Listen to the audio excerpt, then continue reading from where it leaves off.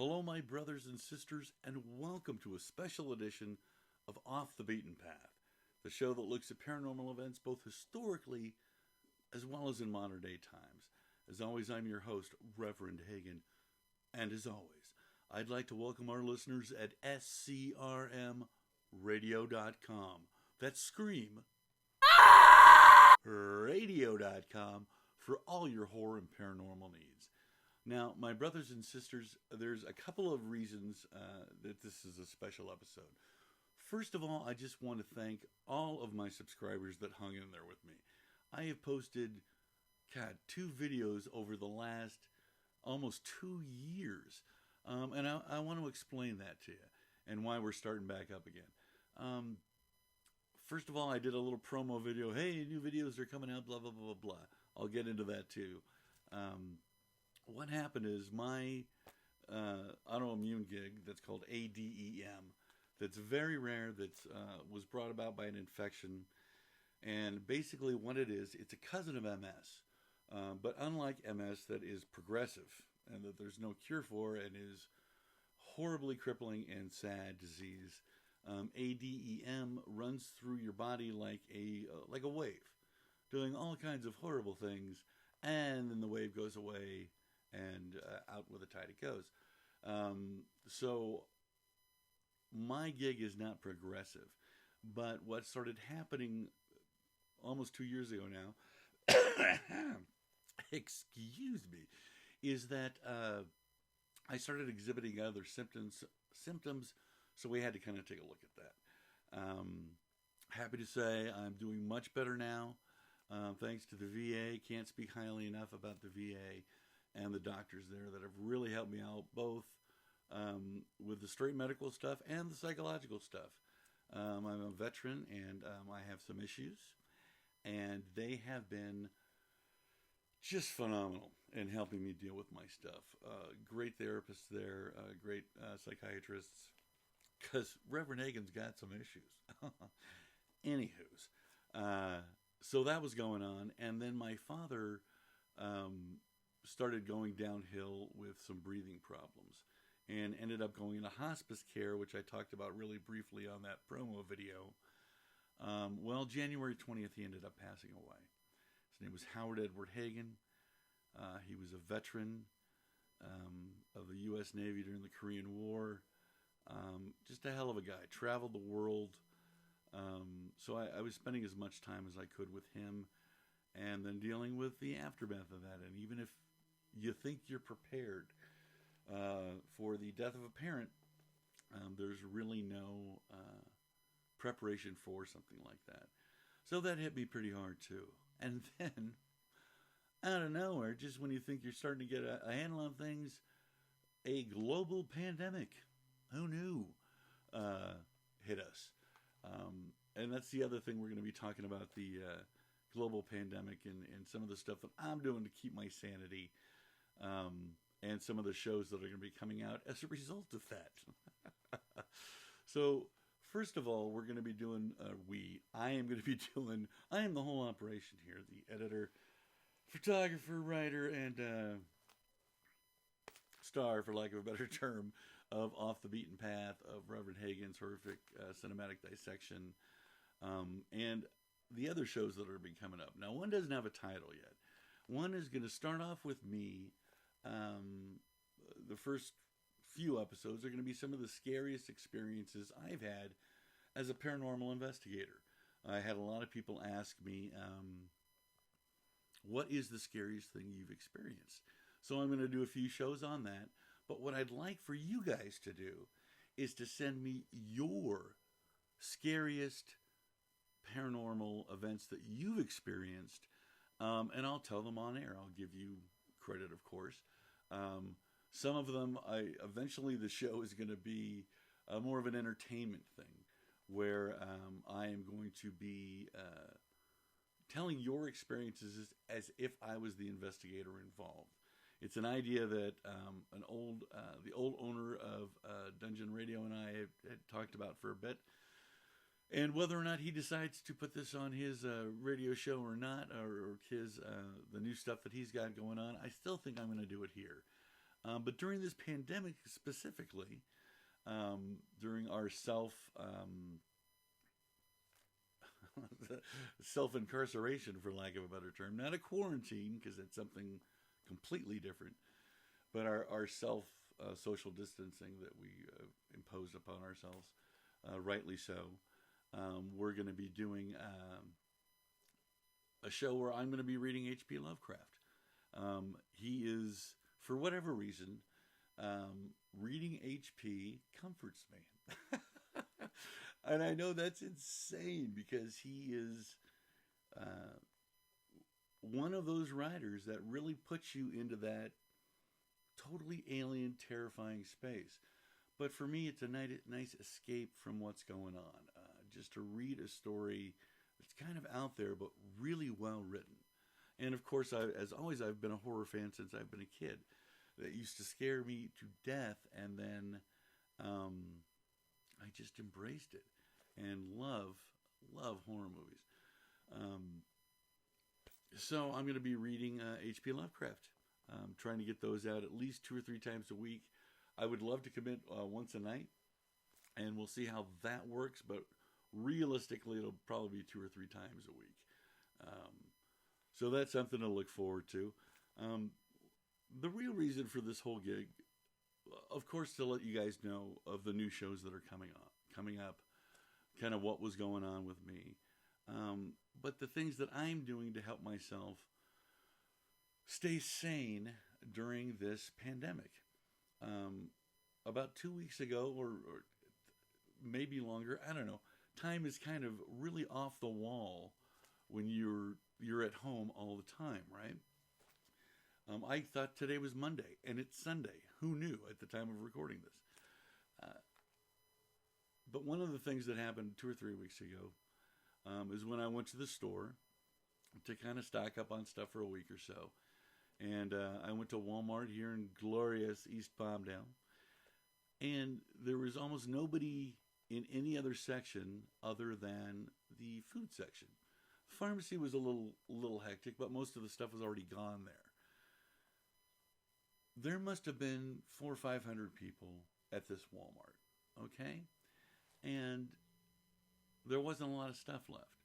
Anything that was non-perishable was pretty much gone. All the paper products were gone, not just the TP.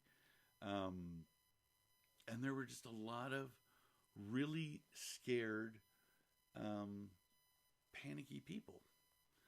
Now, looking the way I look, people usually give me kind of a wide berth anyway, even though I try to smile and be friendly.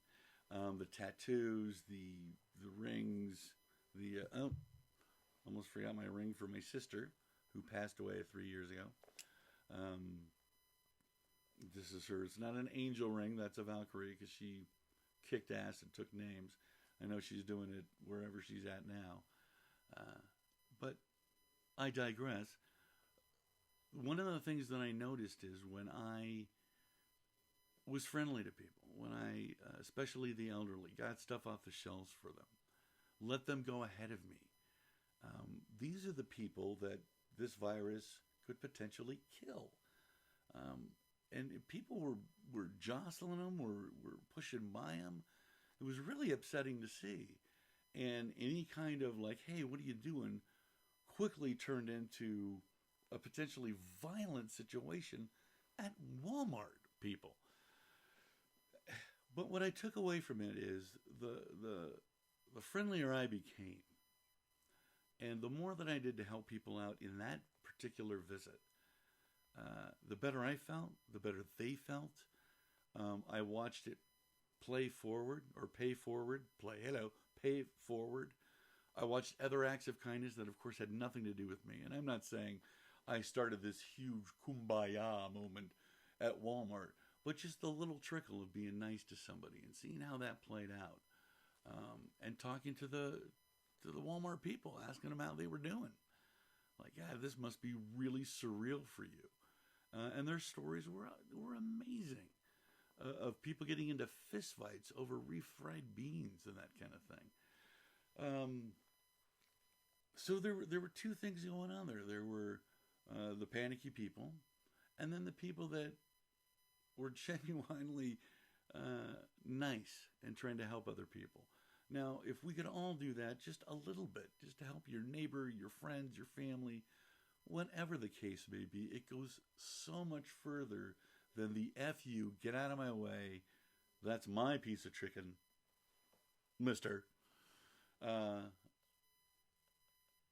It just goes, a little kindness just goes so far. So that's been very helpful to me, and I've tried to do that since that moment. I always try to be nice, don't get me wrong, but during this time, I think a little extra effort, even though we're all afraid and we're all scared of what this could turn into and what it is now, we're not going to get through it if we don't help each other out.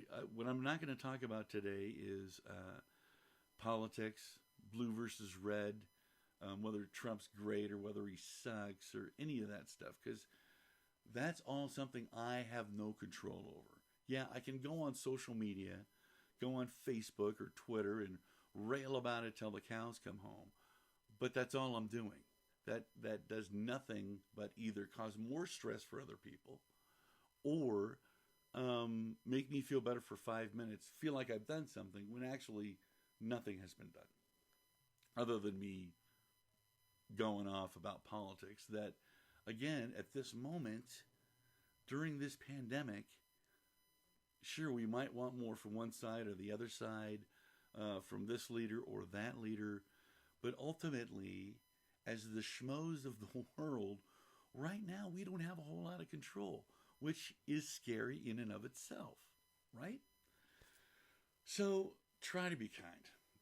Just try. I went back. I had to go back, and I try not to go to Walmart, but there's certain things that, since you can do so much shopping there, you go there, right? And nothing against Walmart. I just have a hard time with huge groups of people, all right? But when I went back, there was food on the shelves. There were perishable goods.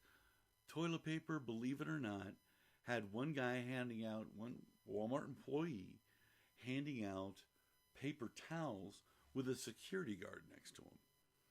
And he said immediately when I walked down the aisle, hey, we don't have any toilet paper. We do have these paper towels. And I was like, no, I'm good. Appreciate it. I was just double checking to see if there was anything down here. Stay safe, you guys.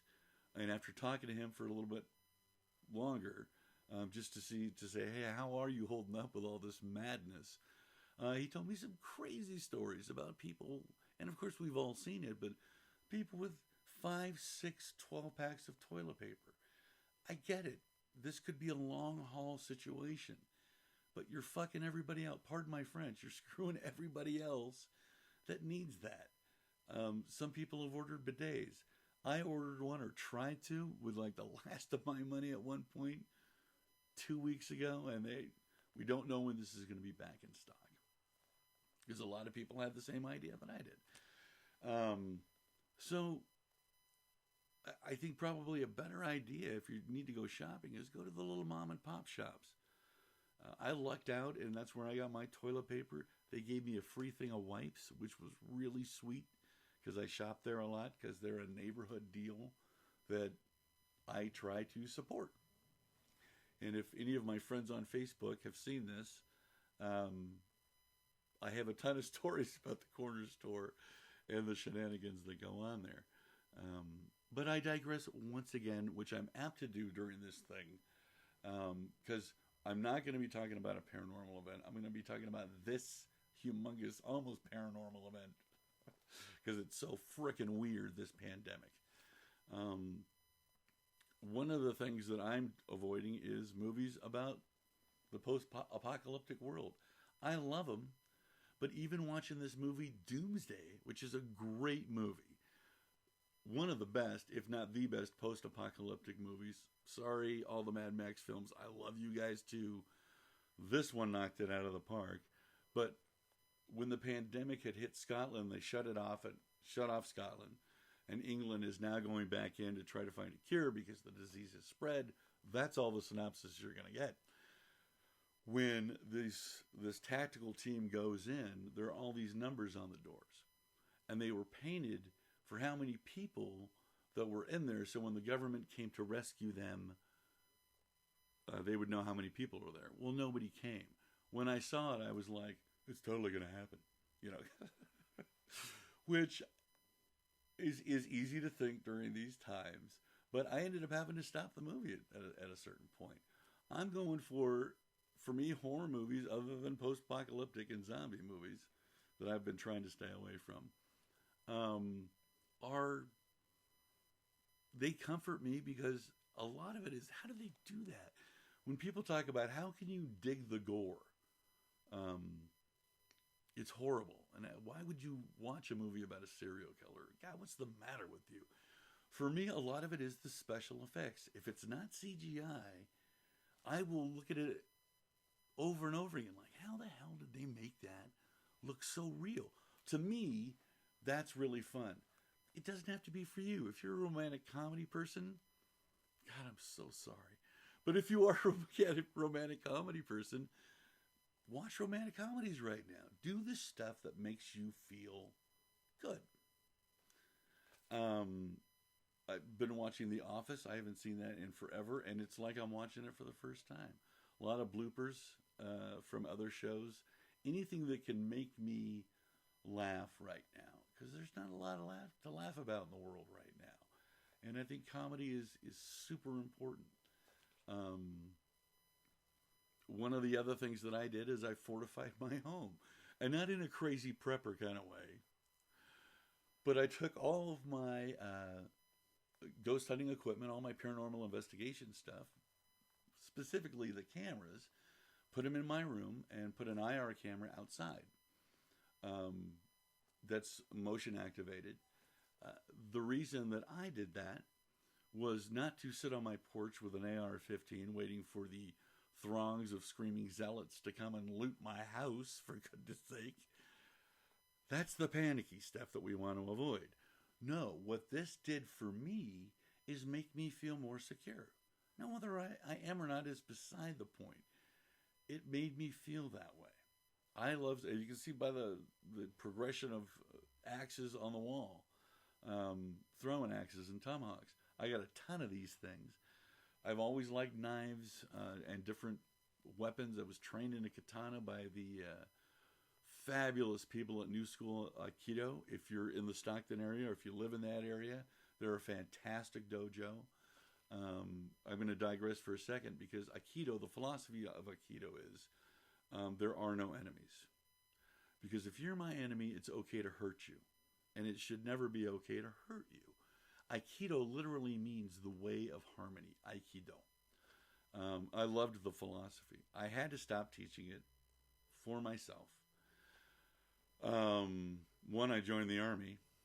There are enemies when you're in the Army because that's what the Army's for. And I believe that there's certain times where, people need to spit teeth.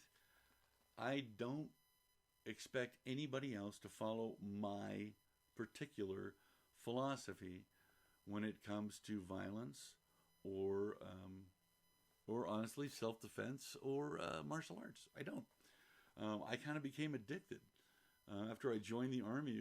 And while I was still teaching, me and another fellow, Colin Gabriel Hatcher, ended up running the juniors program for a satellite dojo in San Jose for a while. Teaching kids was one of the best things, best memories I have. One of the funnest things I've ever done. Again, digressing.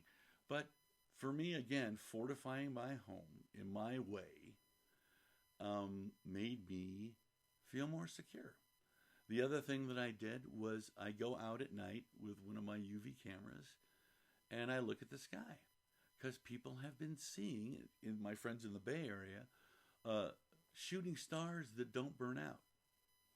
How crazy is that?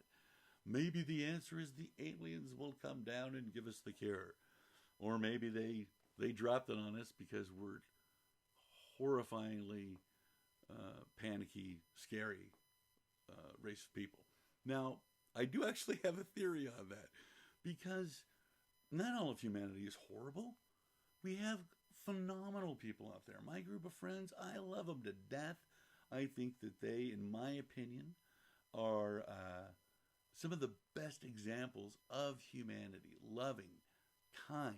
I also have crazy netball friends that are all about the violence. I have biker friends. I have radical conservatives and radically progressive liberals as friends. I seem to be able to navigate the different territories of the different social groups and subgroups that travel the planet.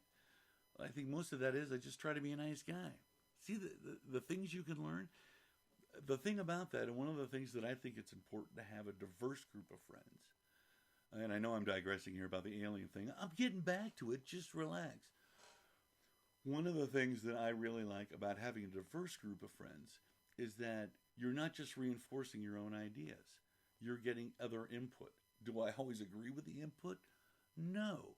But since I know these people are all basically good people, I think it's important to understand their point of view, whether I agree with it or not. This country right now is so polarized. Before this happened, it seemed like this thing was a tinderbox waiting to go off. Politically, racially, the different ideologies, because that word is eluding me right now and is tripping on my old tongue. Polarized in almost every way. And a lot of it is we bought into the BS. We bought into the us and them. There is no us and them, my brothers and sisters. They are us. If you're watching this from America, this is we the people. All right? If you're watching this from another country, and I know I got fans in Indonesia, Germany, England, France, unbelievably, the Philippines, I'm not asking you to embrace America's idea of freedom in any of this stuff that I'm saying. But I know you're good people. You're just following your own version of whatever your government's following. Man, did I digress on that. Horribly. But what it comes down to is humanity, we're not a lost cause. And the aliens, there it is. The aliens, sorry for the stream of consciousness. I should have done this live because I'm not going to do much editing in this. If aliens took a sample of some of us, you would have one that's frickin' Gandhi and another one that's Jeffrey Dahmer. We got serial killers. We've got domestic abusers. We've got narcissists. We've got all kinds of horrible people out there. But we also have just beautiful folks, everyday folks, helping each other out. God, I could go on and on. But if you were looking at us from the outside in, you're like, well, we could take some of these people, but it's a dice throw who we're going to get, right? If aliens came down to save us, they'd be like, I don't know if we want all you nut jobs. Do you know what I'm saying? Hello? Anyone? So, I digressed way off the beaten path on that one. But I think you all know what I was trying to say. That be good to each other. That was one, right? Finding things that make you feel comfortable. I really want to start Skyping and doing other... Skyping obviously means that I'm incredibly old, that I'm asking for that platform, but other things with my friends. I know the few video conferences I've had with some of my friends have made all the difference in the world. Just seeing them and knowing they're okay and having some kind of interaction like we're having here, even though it's a one-sided communication right now. I think it's really important. One of the hardest things for me in this thing is I'm a hugger. And I know it's not putting the Me Too movement aside, and I don't mean that in a dismissive way, but for all the things that, as a hugger, that implies, I like physical contact. I'm a touchy person. And not being able to have that is really hard for me. Which may sound weird because I'm kind of a shut-in. I don't get out a lot. But when I do, I love the people that I hang out with. There's the Harris Hot House. They have a chili cook-off and a hootenanny, respectively, once a year. And I love everybody that comes to that thing. Love seeing them. I see them once a year. They come from all over. I give them big hugs. My friends, I have some very social friends that throw parties 2 or 3 times a year, and I try to make it to those. Other than that, I really don't get out of the house too much. But then all of a sudden, I can't get out of the house, right? And it made a difference, at least psychologically, with me. I don't know about you or everybody else, but it sure did with me. So I've been doing that, been doing the video chatting, been fortifying my house. Let me just take a drink of libation. Oh, lost the focus. It's only tea, nobody panic. Probably lose the focus here again, and now that I've got the focus back under control, anything you can do to not take your mind off the seriousness of the situation, but to make yourself feel better. The amount of people that I didn't even know could cook, my friends on Facebook, because I'm old, younger people that are watching this, and that's the platform that I started using ages ago, and I'm comfortable with that in Twitter, but I haven't been on Twitter in forever. They're cooking things and baking things that are spectacular and unbelievable. And some of them just started doing it because they're at home.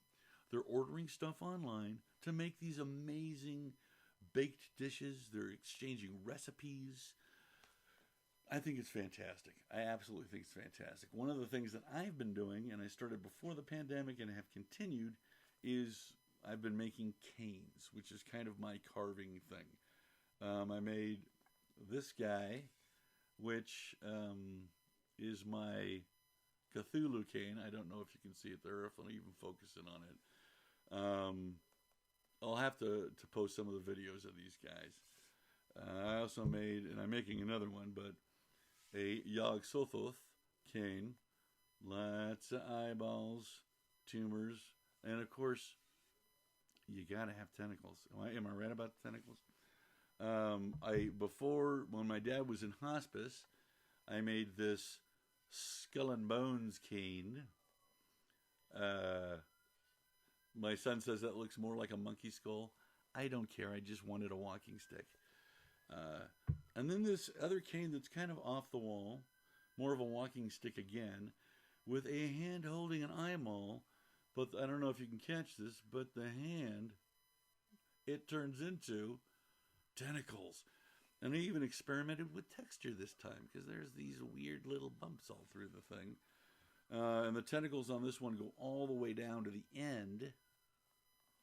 And I did that because it's a walking stick. The canes, these two beauties, and I don't know if you saw the screaming face on that one, but I kind of like how that came out.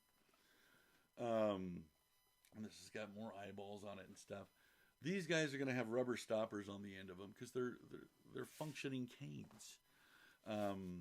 So anyway, what happened after my father died is, and I know I'm all over the board on this. Again, bear with me, my brothers and sisters. I was so angry when my father passed away.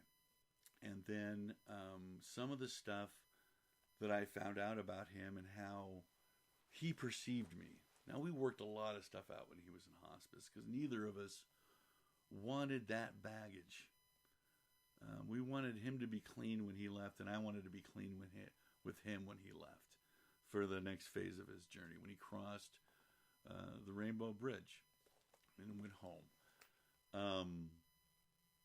But I was so mad. And the idea that I couldn't pick him up and call him. Even though, and this is true, the night before he died in his sleep. I had called him with my son Gabriel, my youngest, who was here. And he couldn't stop coughing. He was in the Navy and exposed to a lot of asbestos, and he smoked, 3 packs of cigarettes till he was about 40.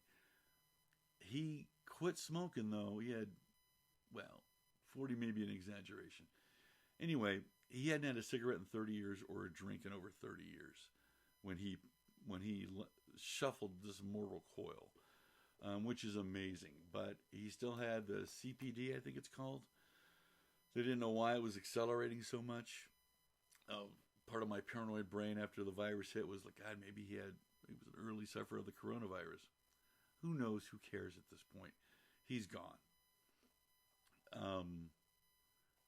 But that pain and the rage that I felt, that is part of the grieving process. And I hate those words, but it's just true.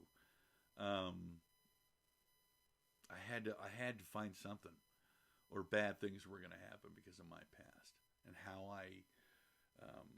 how I'm wired. For those of you that don't know, I started using drugs when I was 11 years old, when my parents went into recovery, and used them until I was about 22. I had a year and a half off, but about 22. So while my brain was developing, I was flooding it in my youthful insanity with cocaine and marijuana and speed and hallucinogens, which I don't recommend when your brain is forming. As a teenager, your brain grows 2 pounds. You're flooded with hormones to begin with. I think you're legally insane, if I'm being honest. And I'm not exaggerating there. We are banana balls when we are teenagers, with the changes our bodies are going through to become adults. And I chose to flood that with a lot of horrible chemicals at the time.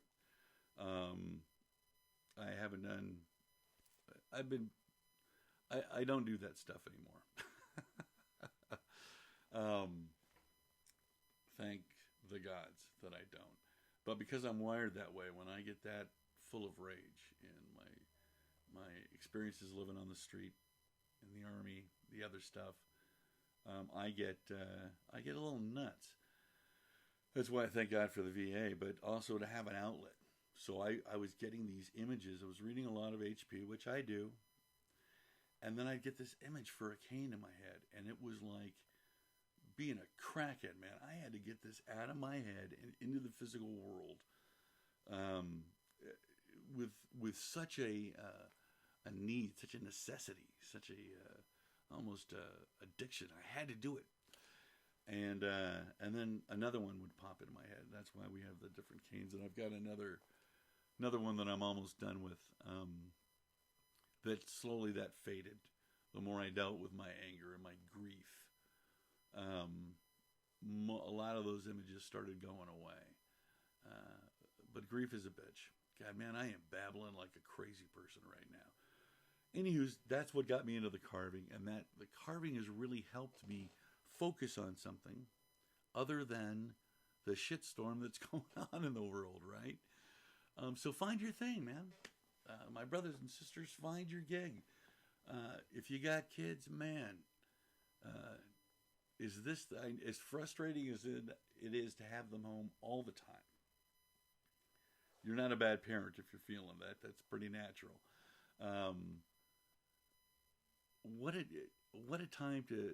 What an opportunity, I would say, especially if they're younger. My teenage son could care less. I mean, we watch YouTube together and we do certain things together. But he's 16 years old and he's video chatting with his friends. He's doing his stuff. But if you've got younger kids, in my experience when it comes to kids, and I know some of you will just take this with a grain of salt, and that's cool, is we have a very short window of time that our children want us in their lives, right? Take advantage of it, especially if you're in that situation with that age group of kids. They have no choice but to spend time with you. And believe me, if they're little kids, I'd say before 9, 10 years old, Matt might be pushing the limit a little bit, but they want to spend time with you. They love you. You are, if you're a mother and a father, you're the god and the goddess to these kids. If you're a single parent, you're the goddess. You're the god of these kids' lives. Act accordingly. So says Reverend Hagen. So that's pretty much it. I really wanted to, I guess I needed the stream of consciousness. If you didn't make it to the end, man, I get it. I'm just a rambling. But please, be kind to each other. I usually say, keep those heads up, my brothers and sisters, and do that for sure. But kindness is going to get us through a lot of this. Be safe. Do what they're telling you to do, even if you think, and I have friends that believe this is it's not as bad as everybody's saying, and this is just some radical conspiracy. Right on, more power to you. But please follow the guidelines, whether you believe them or not. The worst thing that'll happen is you'll be 6 feet from people, right? My heart goes out to the people that have lost their jobs through this thing. From what I know, and I'm not going to put any, I'll try to put links in the description here for you. I believe that unemployment is giving people the max right now. Navigating unemployment can be really hard. I know there's a point where they're going to ask you if you want, if this has to do with disability, drive on through that. That's not the case. This is straight unemployment. A lot of companies are deferring payments, car payments and that kind of thing. There are, I know in this community, and in Palmdale and Lancaster, if you live up here, check your city's website. Once a week, they're giving out free food, which is a great deal because this is not a very affluent community. There are pockets of affluence, don't get me wrong, but most of us are like me, the poor working class of the high desert. And know that I love you. People get on me for saying I love you so much, but I don't think it diminishes the word at all. I think it does nothing but build that snowball rolling downhill. I love you guys. Stay safe. Stay calm. If you need to have a breakdown, and then get on with it. Right? If you need those moments of collapse that we all do, you guys have, a lot of you have watched Full Metal Jacket. A lot of you have been in the military. For those of you that aren't, give me your war face. Ah! Now, I'm not going to scream really loud because it would freak out everybody in my neighbors. But,